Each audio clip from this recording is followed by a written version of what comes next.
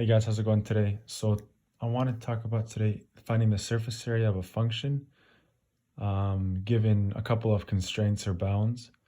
So our function today, we're going to do an example, is just 3 plus 5x plus root of 10 multiplied by y.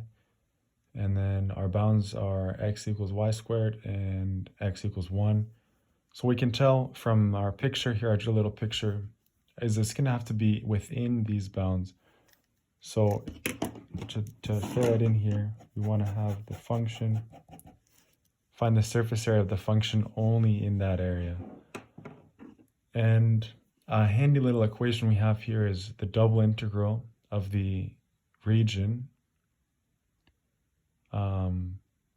Take the double integral of the region by taking the square root of 1 plus the partial derivative of, with respect to x, of the function squared, plus the partial derivative of the function with respect to y squared.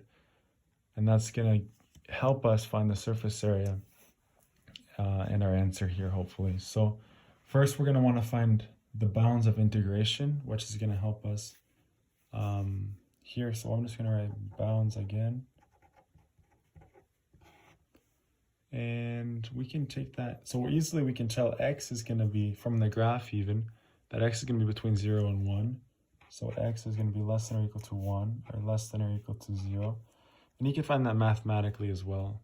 X is equal to 1, but also x can be anything in here as well. So we know that's going to be between 0 and 1. And then y is a little trickier, but we can solve for y by just going like x, by using the first bound constraint there. Just take the square root of both sides, so we can take square root of x is equal to y. And since we can see it's flipped on either end here, it's symmetric on over the x-axis, we can integrate just the top part and integrate from 0 to root of x, and that can be bounds, but we have to make sure we multiply it by 2 so that we get both the areas, because we're just finding the area here. So I'm just going to note down 0 is less than or equal to y, which is less than or equal to x squared, and we're just going to do that twice. So just make sure that's noted and you don't forget that. Otherwise, you only find half the surface area. And then as far as finding the partial derivative, I'll just write down partial derivative. And this is you probably figured it out by now, but you can just take the function, and the partial derivative with respect to x is going to be equal to just 5, and the partial derivative with respect to y is just going to be equal to root 10. So now you have everything you need to solve this equation. If you feel confident, just go ahead and click out now, but if you want to see, we can solve it together. And we're just going to integrate first with respect to y. So make sure that we put the multiply by 2 there. And then also, we're going to integrate with respect to x, which is going to be from 0 to 1. With respect to our integration, it's going to be this here.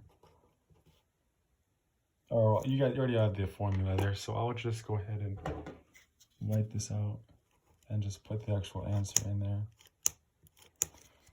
which is going to be 1 plus 5 plus root of 10. And we have to have also the 5 squared and the root of 10 squared. dy, since we're integrating y first, and dx. Make sure you remind yourself of that rule. And then we can go ahead and simplify inside the radicals. So it's going to be 5 squared is 25, plus 126, root of 10 squared. It's going to be 10, so it's going to be root of 36, which is also equal to just 6. So we'll write that more simply. 0 root of x squared dy dx. And that's going to be also here 0 to 1. We'll integrate with respect to x. So now we can go ahead and just integrate this part here. We took out the bottom portion of the x-axis or y-axis. So now we can integrate. That's going to give us 6y, and y is going to be equal to the root of x, and y is also going to be equal to 0.